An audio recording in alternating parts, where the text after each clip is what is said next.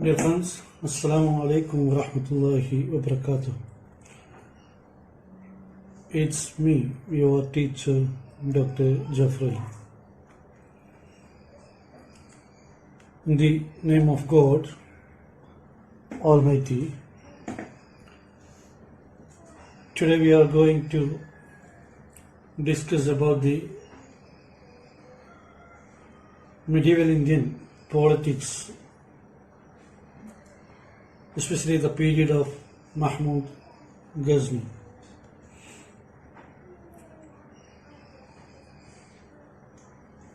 ഇന്ത്യയിലേക്കുള്ള മുസ്ലിം ഭരണത്തിൻ്റെ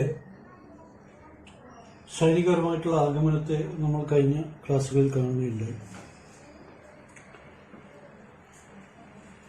കേവല രാഷ്ട്രീയ ലക്ഷ്യങ്ങൾക്ക് വേണ്ടിയിട്ടുള്ള ഒരു സൈനിക നടപടിയായിട്ട് അതിനെ കാണാവുന്നതാണ്. ഇതിനകത്ത് ഈ ഒരു നടപടിയുടെ ഫലങ്ങൾ നാം കാണുകയുണ്ടായി വലിയ രീതിയിലുള്ള സ്വാധീനങ്ങളൊന്നും ഉണ്ടാക്കിയില്ല എന്നുള്ളത്. പിന്നീട് ഏകദേശം 11ാം നൂറ്റാണ്ടിലേക്കാണ് ചരിത്രം മറ്റൊരു മുസ്ലിം സാമ്രാജ്യത്വ വികസന പ്രവർത്തനങ്ങൾ കാണുന്നു എന്നുള്ളത്. അത് അഫ്ഗാനിസ്ഥാനിലെ ഗസ്നി എന്ന് പറയുന്ന പ്രദേശത്തെ തലസ്ഥാന നഗരിയാക്കിക്കൊണ്ട് ഭരണം നടത്തിയിരുന്ന ഗസ്നവികളുടെ ഇന്ത്യയിലേക്കുള്ള ആഗമന കാലഘട്ടത്തിലാണ് സംഭവിക്കുന്നത് എന്ന് നാം മനസ്സിലാക്കുന്നു. സ്വാഭാവികമായിട്ടും അതിന് നേതൃത്വം നൽകിയത് മഹ്മൂദ് ഗസ്നി ആയിരുന്നു എന്നുള്ളതാണ്.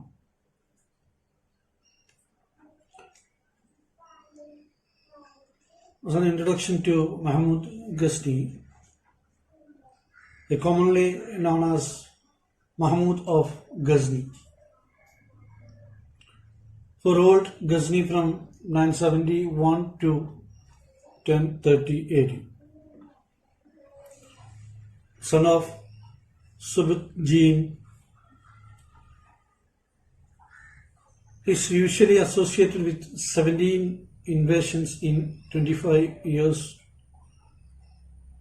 to India.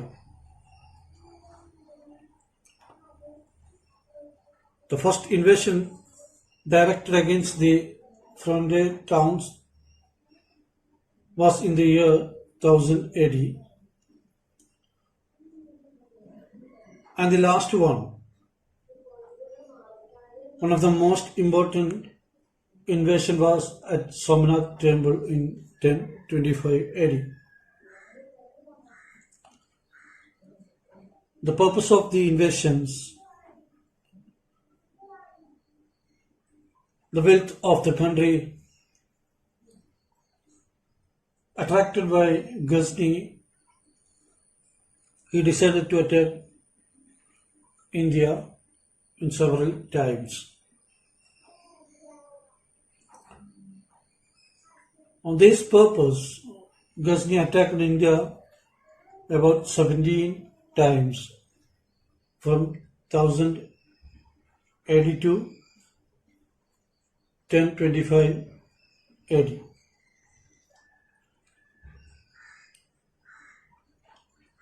As we told that the main objective of his attack was to plunder the wealth of the country.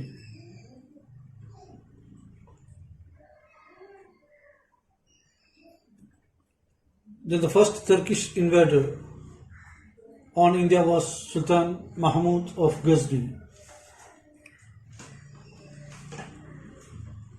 who was honored by the Caliph with the title of Yameen-ud-Dawla, the right hand of the emperor, or Amin-ul-Milad, the custodian of the faith.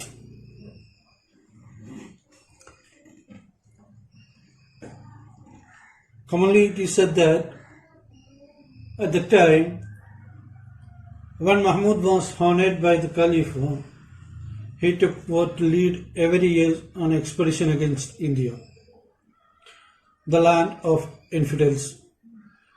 He tried to fulfill it. This is the second reason or second motive behind the conquest of India or the invasion of India by Mahmud of Ghazni.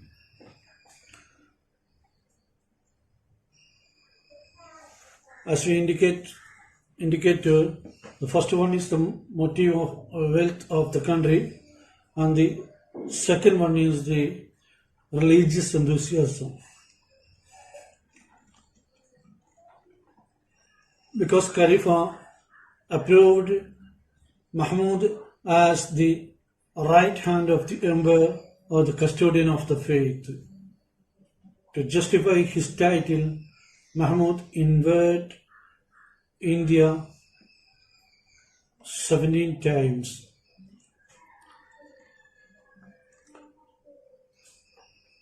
In these invasions, Mahmud tried to fulfill his responsibility to the religion, to the Caliph, and to the Holy Faith.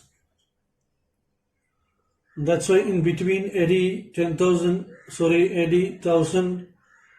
to 1027, Mahmud had led almost 17 expeditions to India.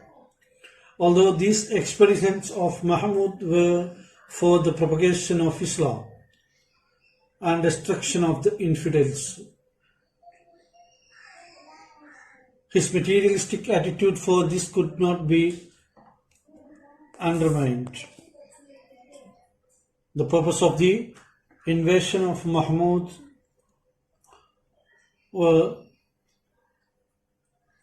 to plunder or to conquer the country and accumulate the wealth of India. And the second one, to spread the beliefs among the idolaters of the country.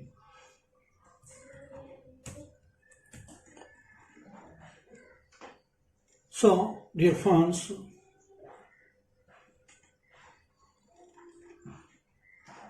here we have a brief look on the Turkoman tribe, which is represented by Mahmud of Ghazni. The name Turk was first applied to a clan of tribal chieftain who founded the nomadic Gokturk Empire, present Turkey.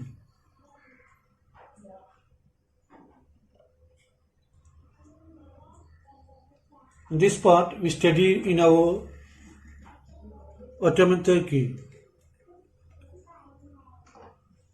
in last semester. The Ghazni warriors of Anatolia, later they formed an empire, Ottoman Empire or Usmanid Khilafah. These tribal people or these Ghazni warriors later advanced to different parts of the world. These clans of tribe chieftain, later known as the Turkoman tribes, they expand their power to other parts of the world. Later these nomads roamed in the Altai mountain in northern Mongolia and on the steppe of Central Asia. They migrated from the Anatolian to the Altai mountain. They crossed the Altai mountain then to Central Asia. Then they were ruled by Khans whose influences extended during the 6th to 8th centuries from the Aral Sea to Hindu Kush. They extended their power, their control to Aral Sea to the Hindu Kush territories.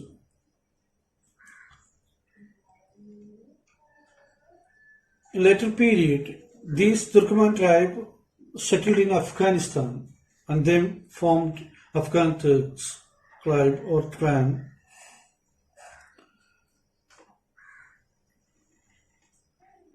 These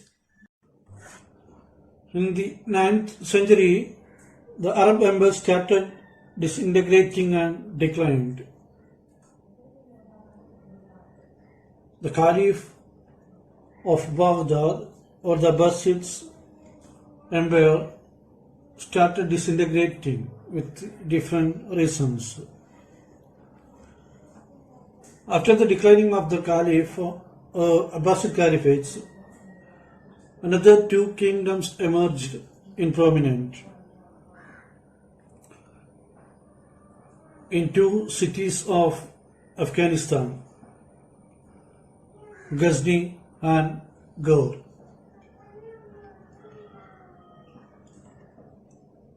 The rulers of these two kingdoms invaded and plundered the Indian subcontinent in the 11th and 12th centuries.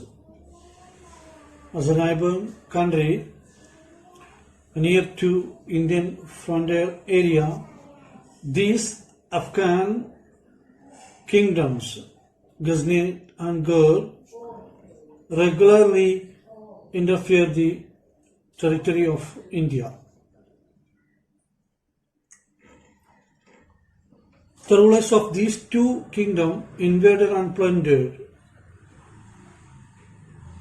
regularly in 11th and 12th centuries.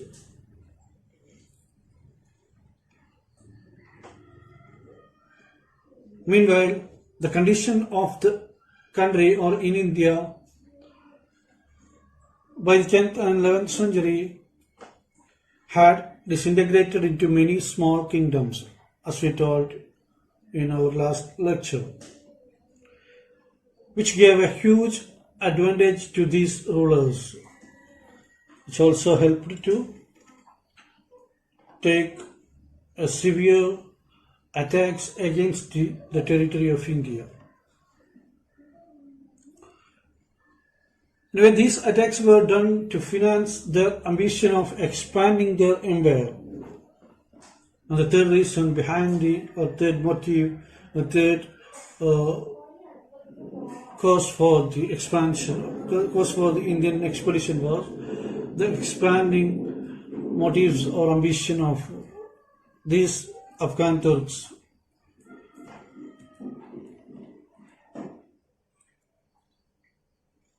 So dear friends, how the Ghaznivid Turks emerged. The Turks in city of Ghazni.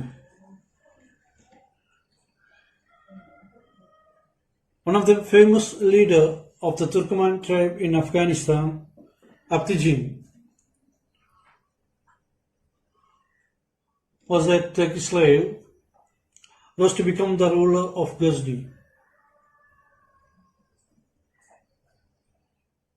Then later established,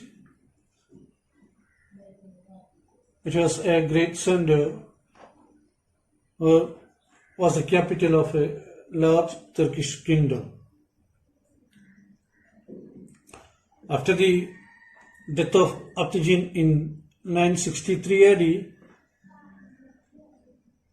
another slave or slave of Abtigin and son-in-law Subuktigin seized the power and conquered many regions around Ghazni. After the death of the Abtigin, another slave and the son-in-law of Abtigin, Subuktigin, succeeded him and expanded the Ghaznavid power into other territories. Finally, the declining of the Abbasid dynasty, Subuktigin acquired the adjoining part of Ghazni. The declining or disintegration of the Abbasid power helped to Subuktigin expand his authority to other parts of Ghazni.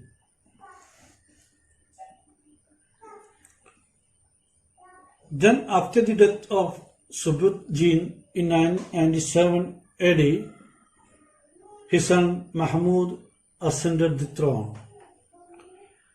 He wanted to achieve the glory of the greatest conqueror of the world. This is the fourth motive behind the Indian invasion of Mahmud of Ghazni. He wanted to become a greatest conqueror of the world. And the purpose, he attacked 17 times India. Here, in a short biography, explanation of Mahmud of Ghazni. Of course, the unavailability of the records or historical records, we don't have much idea about the childhood of Mahmud of Ghazni. We know that he had two young brothers. The second one, Ismail, was born to Subakjin's principal wife. The fact that, unlike the Mahmud's mother, was a freeborn woman of noble blood, who turned out to be key in the question of succession when Subakjin died during a military campaign in 997.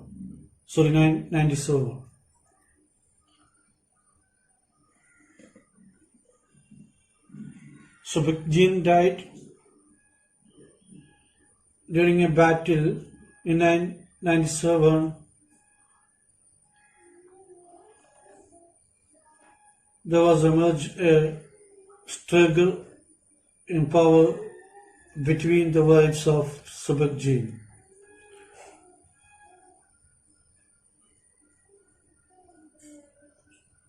And which led to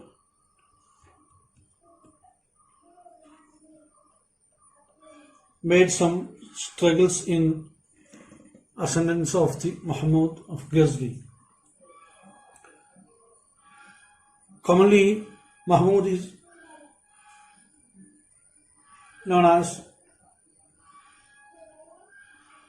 Yamin ad-Dawla. His full name was Yamin ad-Dawla Abdul Qasim Mahmud ibn Subakjin.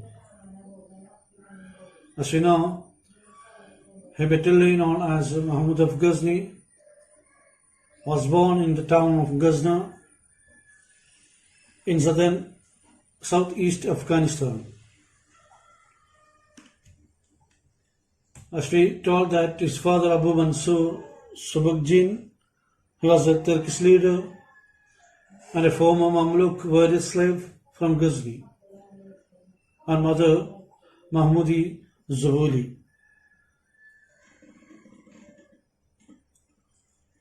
Mahmud of Ghazni died in 1030, April 13, in Ghazni.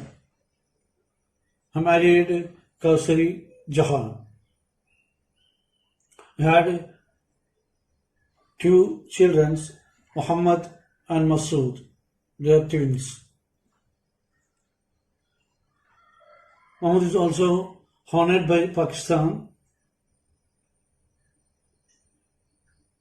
which gave the name of Mahmud in its short-range ballistic missile, the Ghaznavi missile, in his honor. Difference. This is the a short biographical sketch of Mahmud of Ghazni, the son of Subakjin, the Turkmen slave warrior and the ruler of Ghazni.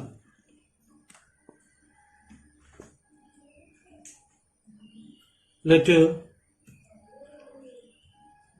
after the death of the Subakjin,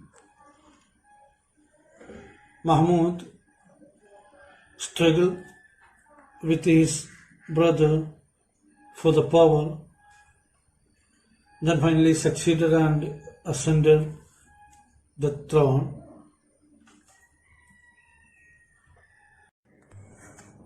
So in these parts, we are going to discuss the Sultanate period of Mahmud of Ghazni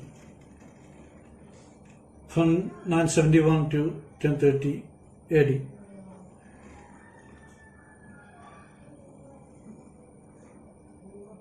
According to the historical records, Mahmud was the first ruler in history to assume the title of Sultan. Then he was the founder of the Ghaznavite Empire.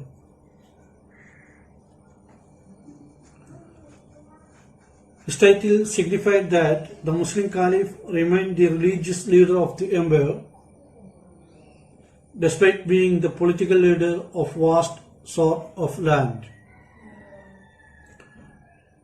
encompassing much of what is now Iran, Turkmenistan, Uzbekistan, Kyrgyzstan, Afghanistan, Pakistan and northern India.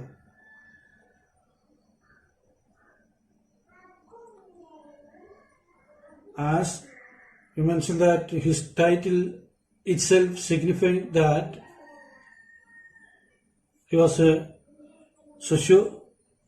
religious political leader of the empire, and he controlled a vast area of the world from Iran to North India. Then how Mahmud became a sultan, how he got the power.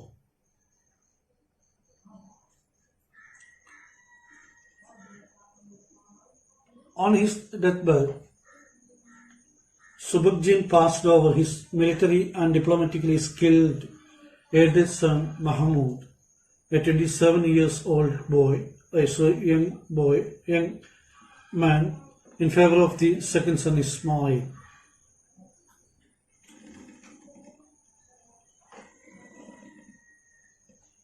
The decision of Subukjin was in favor of Ismail. Of course, it seemed likely that they chose Ismail because he was not descended from a slave girl on both sides, unlike the elder and the younger brothers, because the mother of the Ismail was a noble woman. When Mahmud was stationed at Nishapur at the time, heard of this news, his father appointed Ismail as the successor. Then Mahmud immediately eagerly marched to challenge Ismail on the right to rule. Finally, in 998, Mahmud overcome all the struggles in power and seized the throne. Then placed his youngest brother under house arrest for the rest of his life. Then he banished the whole enemy from the power with these actions.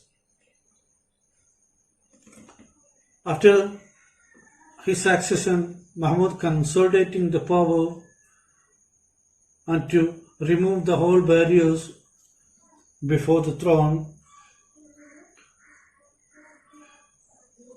he was ready to expand his empire, or he wanted to become the greatest conqueror of the world, or fulfill his ambition. Then his policy of expansion.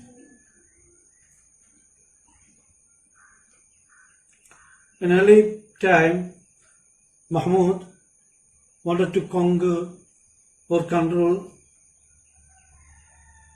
the Ghazni, roughly same footprint as the ancient Kushan Empire. He wanted to reconquer the places which under the ancient Kushan Empire.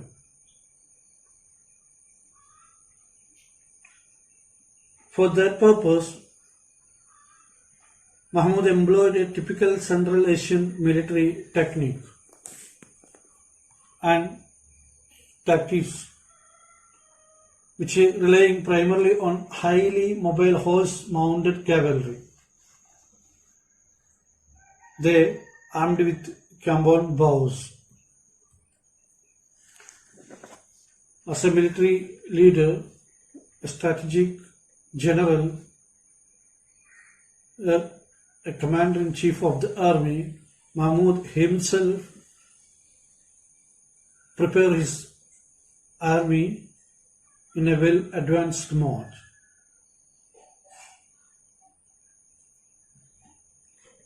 He arranged a highly mobile horse-mounted cavalry with a good number of arms. By 1001,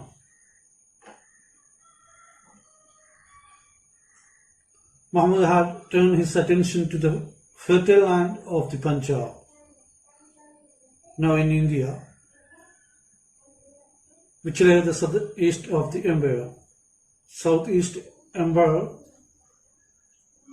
of Ghazni, which is the first attempt of Mahmud to reach India. Then the target region belonged to the fierce but fractious Hindu Rajput kings.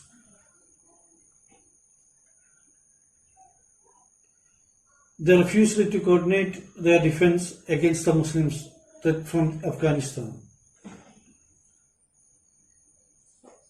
because these Rajputs are in a position of disunity, which you already said. In addition that, the Rajputs used a combination of infantry and elephant mounted cavalry, a formidable but slower moving form of army than the Ghazni horse cavalry. The military strategy of the Rajputs is based mainly on elephant and infantry. She was in a position of a slow moving condition. On the other hand, Mahmud arranged horsemen and well advanced military arms.